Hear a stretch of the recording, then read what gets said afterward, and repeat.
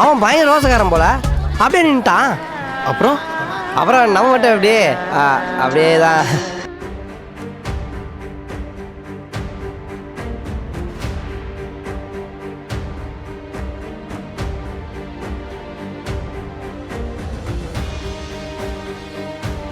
Comedy காட்சி ஒன்றில் சந்தானமும் அவருடன் வம்பிடுக்கும் லோக்கல் ரவுடியும் ஒரே இடத்தில் இரவு முழுவதும் அசையாமல் ஒருவரை ஒருவர் பார்த்து முறைத்துக் கொண்டே நிற்பார்கள்.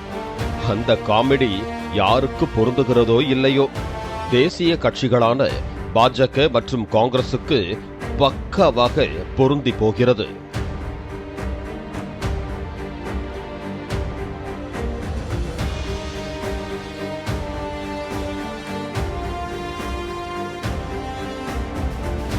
காரணம், தேர்தல் காலத்தில் திமுக கூட்டணி மற்றும் அதிமுக கூட்டணியில் இந்த இரு கட்சிகளை தவிர அனைத்து கட்சிகளும் வேட்பாளர்களை அறிவித்து பிரச்சாரத்திற்கு கிளம்பி சென்றுவிட்டனர். ஆனால் பாஜக மற்றும் காங்கிரஸ் வேட்பாளர்கள் இன்னும் அறிவிக்கப்படாமல் இழுத்து கொண்டே செல்வதால் அந்த கட்சிகளின் தொண்டர்கள் சோர்வடைந்திருக்கிறார்கள்.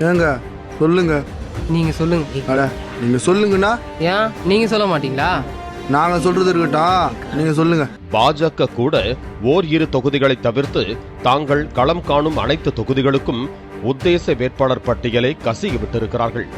குறிப்பாக கோவை வடக்கு தொகுதிக்காக எம்எல்ஏ வானதி சீனிவாசனும் பாஜக முன்னாள் தலைவர் அண்ணாமலையும் அடம் பிடித்து வருவதால் பட்டியல் வெளியாவதில் காலதாமதம் ஏற்பட்டுள்ளதாக கூறப்படுகிறது.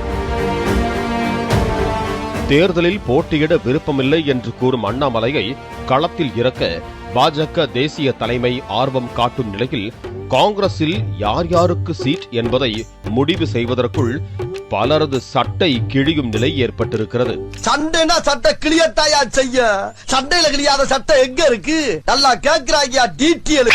தமிழக காங்கிரஸ் கமிட்டி தலைவர் செல்வ பெருந்தகை தனக்கு வேண்டியவர்களுக்கு 5 கோடி ரூபாய் வரை பணம் பெற்றுக்கொண்டு சீட் வழங்கிவிட்டதாக கூறி போர்க்கொடி உயர்த்திய நிர்வாகிகளால் காங்கிரஸ் வேட்பாளர் அறிவிப்பு கிணற்றில் போட்ட கல்லாக கிடக்கிறது.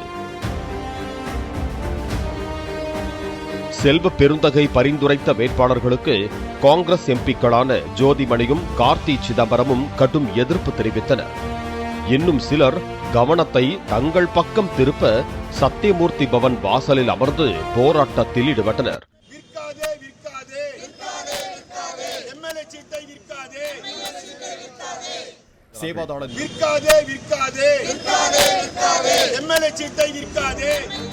சிலர் தங்கள் ஆதரவாளர்களை வைத்து தீக்குளிப்பு நாடகங்களை அரங்கேற்றியதாக ஆதங்கப்படுகிறார்கள் அப்பாவி காங்கிரஸ் தொண்டர்கள்.